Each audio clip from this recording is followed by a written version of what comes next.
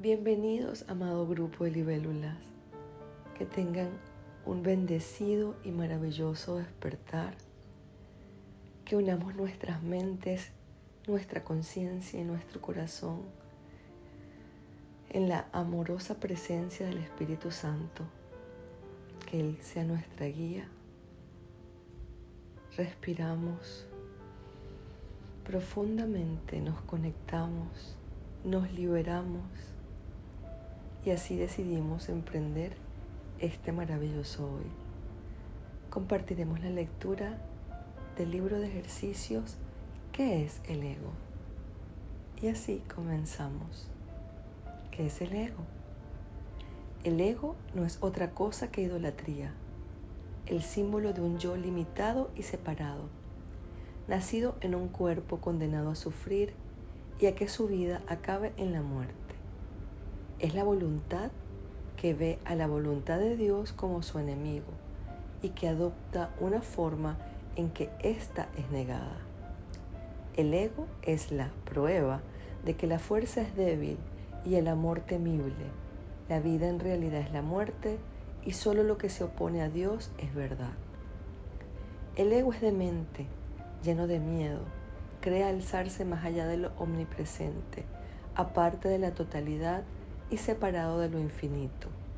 En su demencia cree también haber vencido a Dios mismo, y desde su terrible autonomía ve que la voluntad de Dios ha sido destruida. Sueña con el castigo y tiembla ante las figuras de sus sueños, sus enemigos que andan tras él queriendo asesinarlo antes de que él pueda proteger su seguridad atacándolos primero. El Hijo de Dios no tiene ego. ¿Qué puede saber él de la locura o de la muerte de Dios cuando mora en él? ¿Qué puede saber de penas o de sufrimientos cuando vive en una dicha eterna? ¿Qué puede saber del miedo o del castigo, del pecado o de la culpabilidad, del odio o del ataque, cuando lo único que le rodea es paz eterna, por siempre imperturbable y libre de todo conflicto en la tranquilidad y silencio más profundos? Conocer la realidad significa no ver al ego ni a sus pensamientos, sus obras o actos, sus leyes o creencias, sus sueños o esperanzas, así como tampoco los planes que tiene para su propia salvación y el precio que hay que pagar por creer en él. Desde el punto de vista del sufrimiento, el precio que hay que pagar por tener fe en él es tan inmenso que la ofrenda que se hace a diario en su tenebroso santuario es la crucifixión del Hijo de Dios, y la sangre no puede sino correr ante el altar donde sus enfermizos seguidores se preparan para morir. Una sola azucena de perdón, no obstante, puede transformar la oscuridad en luz y el altar a las ilusiones en el templo a la vida misma. Y la paz se le restituirá para siempre a las santas mentes que Dios creó como su Hijo, su morada, su dicha y su amor, completamente suyas y completamente unidas a Él.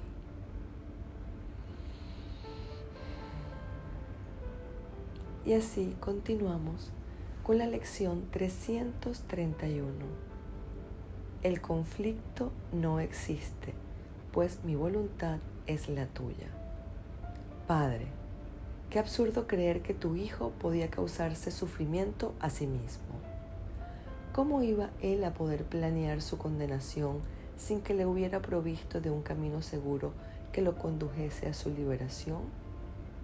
Me amas, Padre, y nunca habrías podido dejarme en la desolación para morir en un mundo de dolor y crueldad.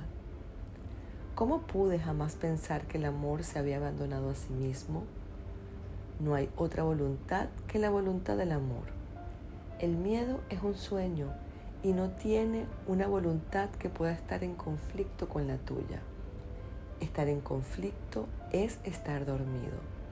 La paz, estar despierto. La muerte es una ilusión y la vida la verdad eterna.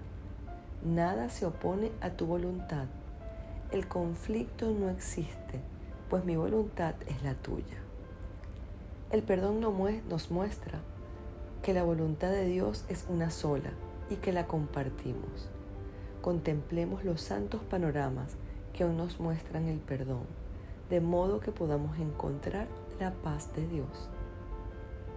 Repito, el perdón nos muestra que la voluntad de Dios es una sola y que la compartimos. Contemplemos los santos panoramas que hoy nos muestra el perdón, de modo que podamos encontrar la paz de Dios. Amén. El conflicto no existe, pues mi voluntad es la tuya.